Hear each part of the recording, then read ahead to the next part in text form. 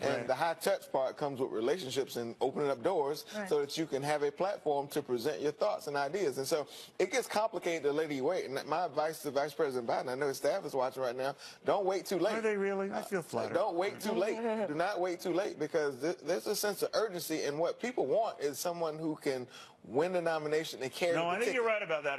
But what you said about it, don't, dither around about getting in. I think they all feel that it's going to be a crowded field, but their chance is just as good as anyone else's. We raised this, by the way, with Congressman Ryan of Ohio. Remember, he challenged Nancy Pelosi for the speakership some years back. He, too, teasing with a presidential run, and he just stumbled into it with us early this week. Take a look. Would you consider running for president? To rollouts of other campaigns, the enthusiasm, the crowd, the optics. Pretty big crowd here on a beautiful sunny day in New England. As you mentioned, there have been colder events, but I got to say this was in the 20s, but it was beautiful and sunny, so you can't beat that for a day in February in New England. Who knows what you're going to get? So in a sense, Senator Warren lucked out in that respect. A lot of winter coats and a lot of American flags waving. You touched on a few of the themes that she touched on. The rigged economy, that's been a central mantra that she has put on throughout this speech, which she set here in Lawrence for a very specific reason. This is an old mill town, a town that really saw its heyday more than a century ago. And she talked about paying homage to those workers, the changes that have been made, but also fighting for today's workers, for today's middle class. She referred to the president as the most extreme symptom of this rigged system, a product of a rigged system that props up the rich and powerful and kicks dirt on everyone else. She talked a little bit about her family story, about her father being a janitor, how she went on to become a teacher, a professor, and ultimately the senior senator here in Massachusetts. She talked about wages not rising and about equality here in America, about moving towards a future that's more equal for all of the people in America, not just the rich and the wealthy. That was really a central focus, and it's one that we expect to hear a lot out on the campaign trail. She heads to New Hampshire and then on to Iowa. Leland?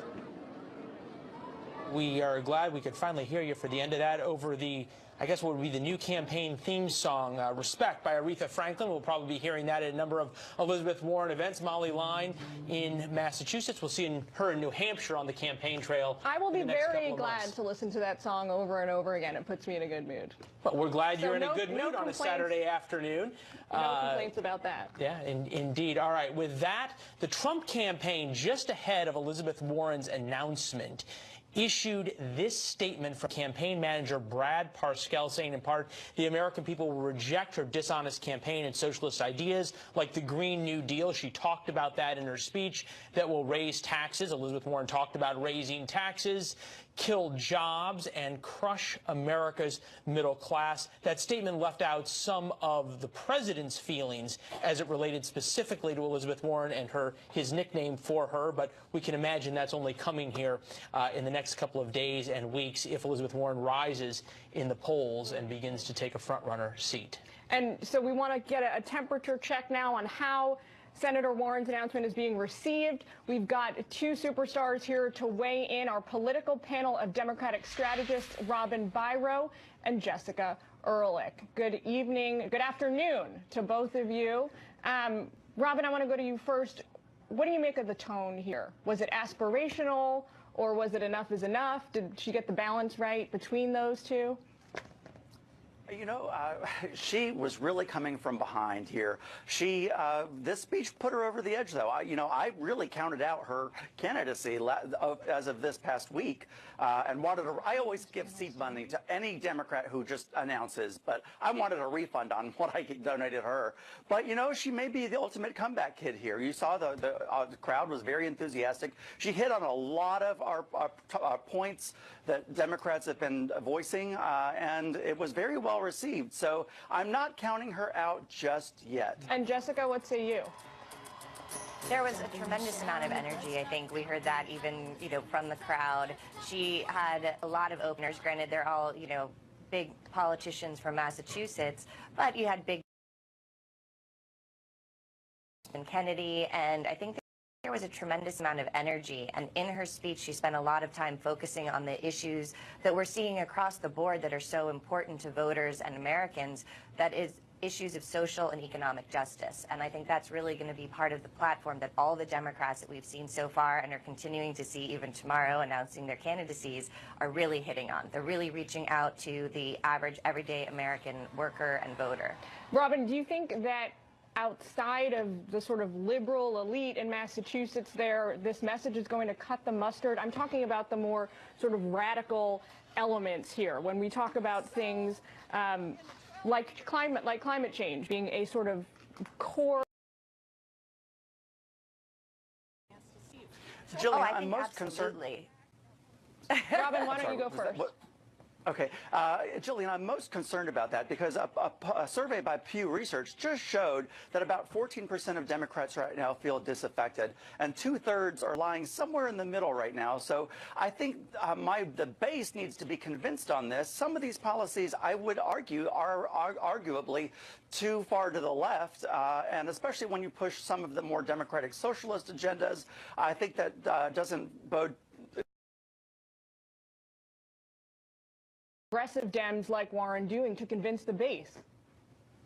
Well, I think that we're going to see that as this sort of entire presidential experience for the Democratic Party continues for the next 2 years. I mean, we've got so many candidates. The field is wide, but there's a lot of excitement. I mean, we have this diverse crowd. We have, tomorrow will be Senator Klobuchar, who's more of the Midwestern, more conservative, not conservative per se, but compared to some of the more liberal Elizabeth Warren-esque socialist policies, a little more moderate. And there will be this coalition and a coalescence of where the policy is going. And I think the biggest issue and thing we've seen here, the new Green Deal is not really like a socialist policy. There's nothing that's come out yet that's specific. It's just a matter of this is where we need to go. I think everyone who's freezing right now are people who spent, sweating in the last 2018, which was the hottest year on record ever, according to NASA, realize we've got to do something. And having new jobs, spurring the economy, and carrying on this populist message that we saw carry President Trump into the White House.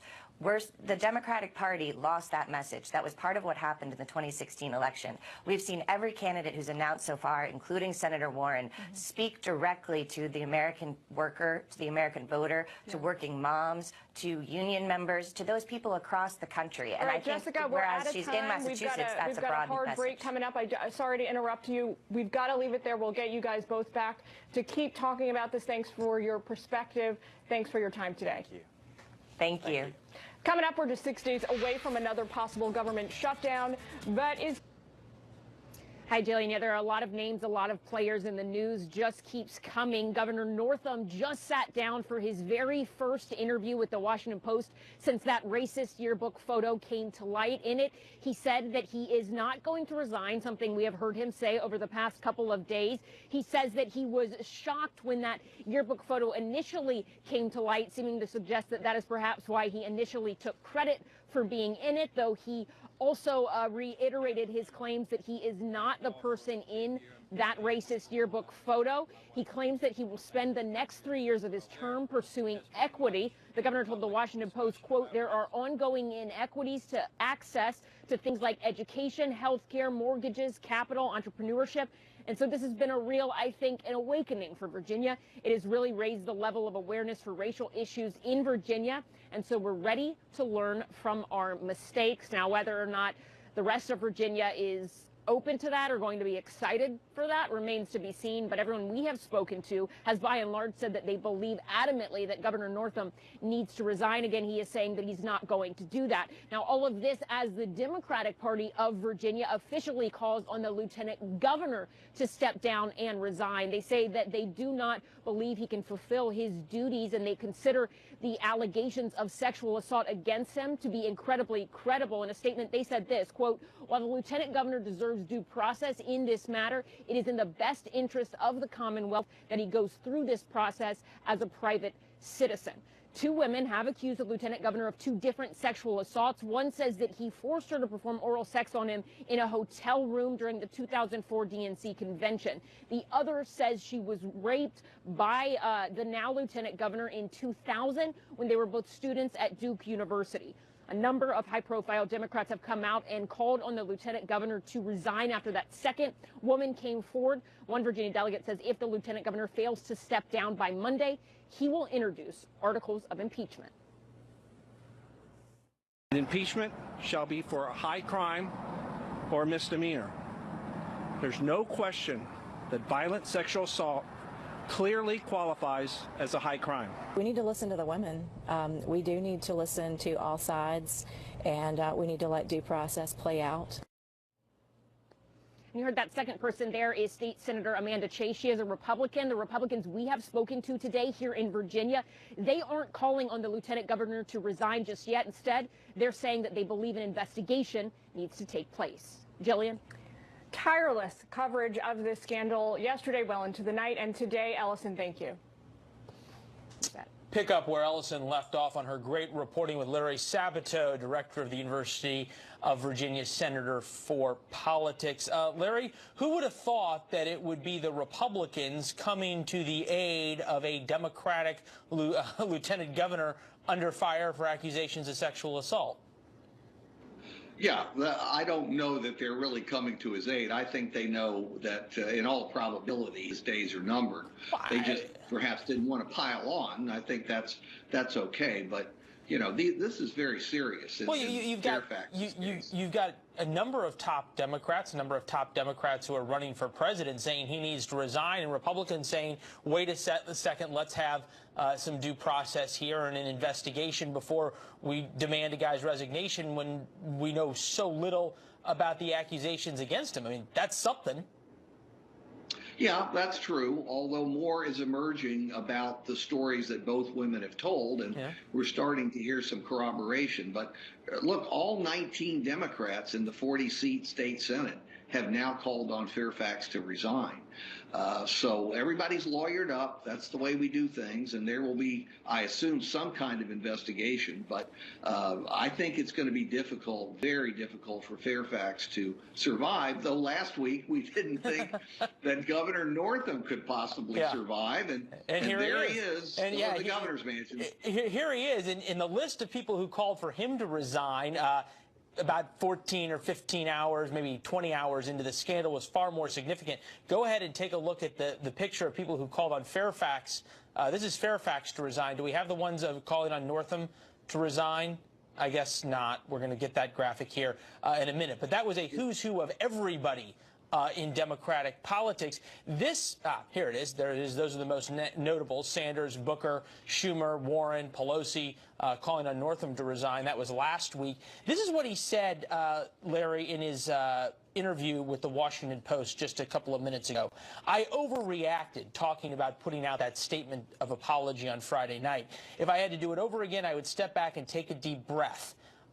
Isn't that what governors are hired for, is their judgment in crises, and that's what they're elected for, is their temperament? And this guy's admitting that he so overreacted and was so sort of bamboozled by the situation that he couldn't think to himself, gee, I might want to figure out if I'm the guy wearing blackface, a Ku Klux Klan outfit, or not in the picture at all before apologizing? Yes, that question has arisen in my own mind, and I suspect in most Virginians' mind, because it just simply still makes no sense. This involved him. He should have had an immediate reaction and immediate knowledge of whether he had ever been in a photo like that or been sitting next to a guy in a KKK outfit or in blackface, one or the other, or in the KKK outfit, whatever it was. There's no good explanation for it. He's staying on, but I guess it's good to be the king, even if all the subjects want you out of office. And he's got nobody left. One little thing in that Washington Post report that was just released. This is incredible. This is incredible, Leland. He's talking about devoting the rest of his term to racial equity, and he says his staff has given him several Larry, chapters I'm from going to cut you off Alex before the Haley's computer. Latest on both. David? Hi, Jillian. Well, we've seen Democrats calling for the defunding of Immigration and Customs Enforcement, or ICE, but Congresswoman Omar is taking it to a new level. She wants to completely see the Department of Homeland Security vanish when it comes to funding. She tweeted yesterday, quote, "When Democrats stood our ground last month, we proved that Individual One does not have the public support to ram his hateful wall through Congress. Let's stand firm hashtag not $1 for DHS. The Department of Homeland Security is one that includes the Secret Service, FEMA, and the TSA. The most recent tweet about defunding Homeland Security came after a tweet about the TSA and federal workers not getting back pay. She tweeted, quote, "This is an outrage. I'm hearing from TSA workers back in Minnesota who still haven't received back pay after the shutdown. All workers affected by the shutdown, including contractors, deserve back pay." Now, Omar and other members of Congress held a rally this week in front of the Capitol aimed at defunding ICE. But she said this about President Trump. We know that he has a Muslim ban. We know that he is not interested in having families reunify legally. Now, Omar has put out other controversial tweets in the last few weeks. She questioned the U.S. relationship with Israel and indicated that she believes Senator Lindsey Graham of South Carolina is compromised in some way. House Minority Leader right there, Kevin McCarthy, was asked about Omar's various tweets and a comment from Congresswoman Rashida Tlaib calling President Trump a profanity. McCarthy says the Democratic leadership is not taking appropriate action. If they do not take action, I think you'll see action from myself on ways that this cannot sustain itself. It's unacceptable in this country. Leader McCarthy did not expand on what he... Trump says they will. I think that's the big question. Yeah, and I don't think that will be the issue for the Democrats. Certainly, Jillian, as far as the electorate's concerned, it's very much up in the air whether people want 70% taxes on earned income, whether they want a wealth tax as she's proposed, whether the identity politics she's practiced in the past will go undiscussed. Those are all general election issues. But in the primary, I think there's a desire for more socialist-style politics, if not socialism. And I think that it's a very real question for the Democrats. Sorry to interrupt. Keep in mind, she's going to have to win over, once she gets past the primary, she's going to have to win over American voters in Rust Belt states like Ohio and Pennsylvania. You can't try and tell us that they're looking for more socialist policies in this country right now. I was trying to say the opposite. I apologize I wasn't clear. I think those kind of voters, the swing working class voters, very much will reject the kind of policies that Elizabeth Warren stands for, even though in a Democratic primary where a narrow segment of the electorate participates, they may well find some degree of popular appeal. So, David, do you think she's going to make moves to bring in the more moderate members of her party and maybe even some sort of left-leaning Republicans? No. The best news for Elizabeth Warren is when you fill out the paperwork to run for president of the United States, you don't have to put ethnicity. She won't have to worry about whether to put down Native American or not because it keeps tripping her up. Elizabeth Warren isn't going to make it to the finish line, or let alone the starting line. You look at these early presidential candidates, she's not raising as much money, and yes, she's getting a lot of attention, but there's plenty of Kentucky Derby favorites who never even run the race, and Elizabeth Warren's going to be one of these that doesn't even run the race. When you look at states like California that has moved up their primary, Kamala Harris becomes a much bigger contender if the polls are correct that Democrats want someone who they think can win. California is a far bigger factor than a state like potentially now New Hampshire is going to be. You know, if Kamala Harris or Amy Klobuchar can get an early victory in Iowa and South Carolina, it propels them well past Elizabeth Warren. Doug, what did you make of her message in her announcement a little while ago? It seems to me that when you're going to launch a campaign, you can either go with aspirational or you can go with enough is enough, which is what she did. Right. I think her message is enough is enough. We've got to go hard left. And I agree with David. I don't believe, given her announcement today and the positioning she's taken, as well as the controversy over her ethnicity, that she is a first-year candidate. She might have been 4 years ago. That's ancient history. But right now, I think she's in the middle of the pack and is trying to distinguish herself so far without enormous success. David, So this controversy surrounding her heritage, it's something that, our mutual friend Leland Vittert likes to call an unforced error. She's doing this to herself. Do you think it's early enough she can kind of outrun the issue as 2020, moves into full gear? Not with the platform she's running on. As we think about these budget negotiations, which apparently are going in the right direction, if Elizabeth Warren's Green Deal passes, we're going to need a border to keep Americans in, as they have to leave the U.S. to go to Mexico or Canada to be able to get a flight. If you want to work in the fossil fuel industry, coal, you're going to have to leave America to get a job. This Green Deal would be disastrous for the U.S. economy, and this now is one of her platforms in running for president. It makes her not credible. We have 5 seconds. Doug, I want you to tell me if the Green Deal is a motivator here for Democrats or whether it's kind of a lasso around their necks. It is a motivator in the primary and a lasso around their neck in the general election. Gentlemen, thanks as always. We will check back in with you soon. Thanks so much, Jillian. Always a pro. Absolutely. Doug got it in 5 seconds.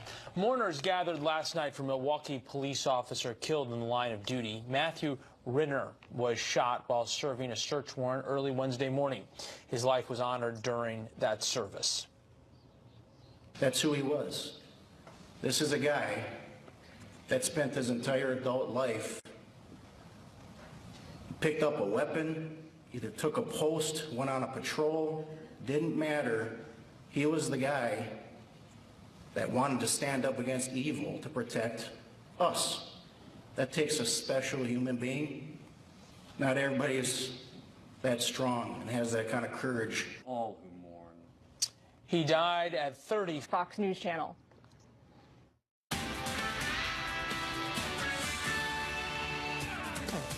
This topic may come up in a couple of those interviews. Federal prosecutors are looking into claims from Amazon CEO Jeff Bezos. The National Enquirer threatened to publish compromising photos of him and whether that violated an earlier immunity agreement with the Enquirer's parent company, AMI. With that, we bring in criminal defense attorney Stephen Greenberg.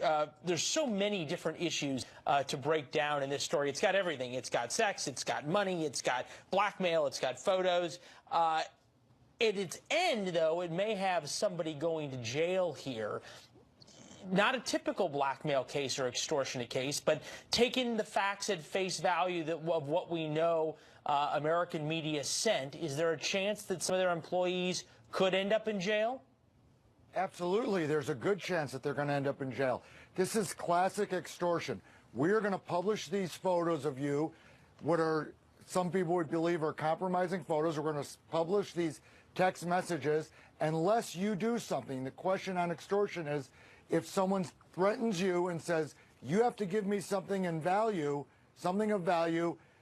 and then I won't publish the threats. I won't do whatever I'm threatening to do. And that's exactly what we have here. I can't believe that they were dumb enough to do this after they got their immunity agreement and dumb enough to put it in writing. The putting it in writing thing, one has to wonder about.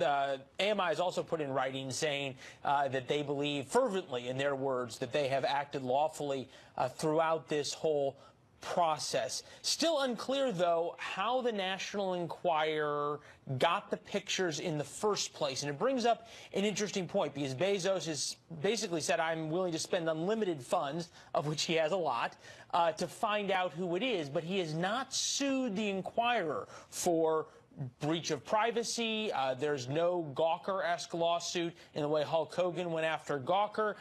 There's been no defamation claims made by Bezos. He seems to be willing to try this in the media rather than the courts. What do you make of it? Well, I think what he wanted to do initially was find out how this stuff got leaked. These are personal and private emails and text messages. How did they get out into the public domain and ultimately end up with the Enquirer? Bezos doesn't care about the money. He's got enough of the money. Yeah, but if you sue the Enquirer, you get discovery, you get to depose some of their employees. He hasn't done any of that. Is he worried about something else? He can buy the Enquirer. Why doesn't he buy the Enquirer if he wants to find that out? And he doesn't have to sue them at all. I mean, he could do all sorts of things, but the Enquirer has, in theory, journalistic privileges. And even if you sue them, there's all sorts of issues of whether or not you would be able to find the information out as to who their sources were. Now, if it's a criminal case and the Fed go after them because they breached their plea agreement, or the state goes after them under the New York revenge porn law, then it's a different story. Then they're going to have a harder time protecting their sources and their discovery methods. Well, and then you also have the issue of David Pecker's longtime relationship with the president, which is how this whole immunity deal got started in the first place. Stephen Greenberg.